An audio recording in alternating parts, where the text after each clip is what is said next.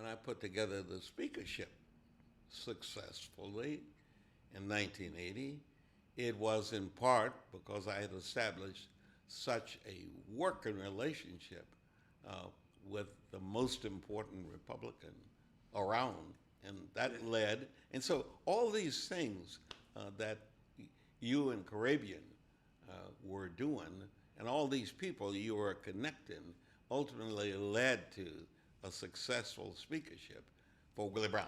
Well, I will tell you, it was a successful speakership for the state of California. I will tell you, but it's interesting that you referenced that we go back to what happened in Russia, because we were successful in convincing Bob Beverly to deliver Republican votes for your speakership. Yes.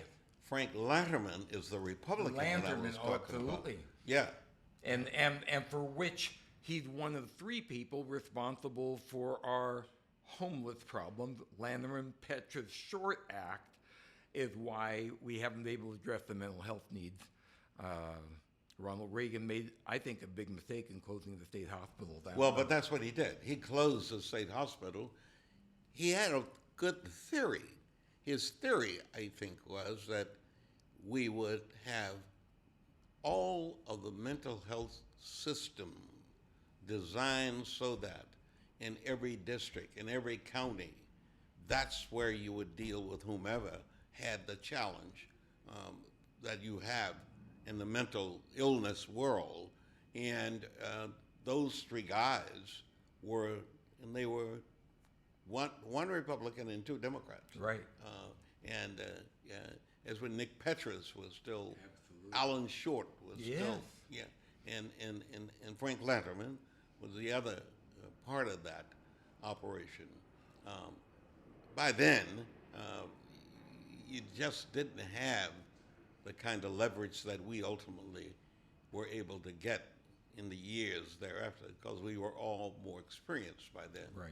And you were just starting out, so yeah, absolutely. And it really is amazing how that bipartisanship, which you're addressing, wasn't actually needed. You had the votes, and you didn't need Lanterman, and you didn't need other Republicans like my old boss Billy Campbell, but you saw them out anyway.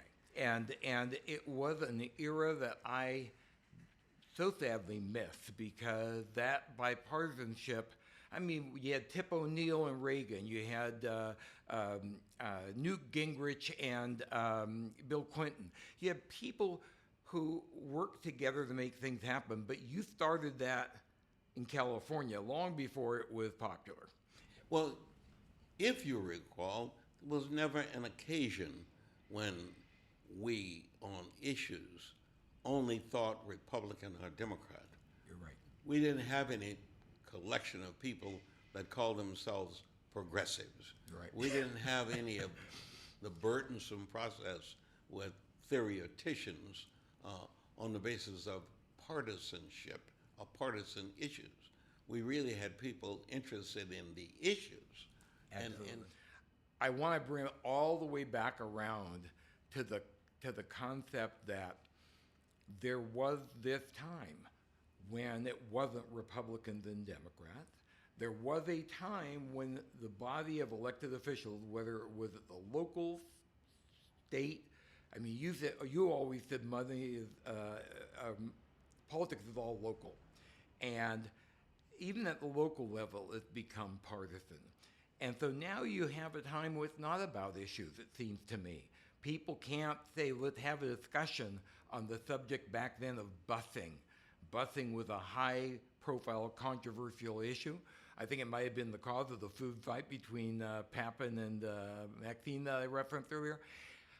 But it doesn't seem to be about issues now. It seems to be about the R or the D behind your name, and I'm just wondering, can it go back?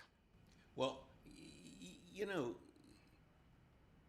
in the time period that many of us served in the halls of the legislature, it was not like it was the only thing that we did in life. Most of us had something else that we were doing in life, in the halls of the legislature was a stopover for a limited period of time, annually, period. We were not paid enough to do the job. Well, per diem, we would be way, way displaced, Right. hugely displaced, or what have you.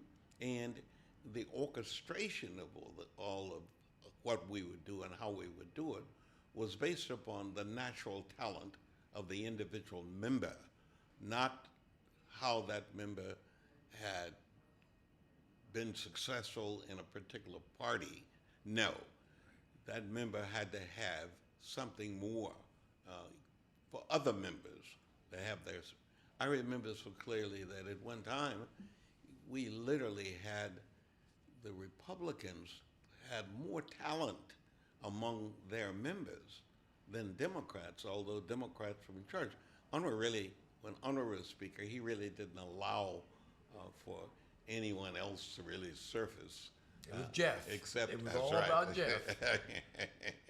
And when there was a Republican who exhibited any of those qualities of attempted disruption, like Briggs, Batum, they Yep. got dealt with collectively, not by one political party, but they got dealt with by a membership Oh, yeah. that really wanted operation to be. You could do whatever you wished philosophically and what have you, but you really did have to be pretty much respected by the entire membership. I think that group, in the legislative lexicon, that group was referred to as shit disturbers. And they did not enjoy the respect of their colleagues. No. You mentioned Nicky Petrus earlier because of the Landman-Petrus Short Act. Nicky Petrus may have been the best orator to ever hit the floor of the legislature. And even though the Republicans knew what he was going to say, was going to philosophically disagree with their position, he held their attention every bit as much.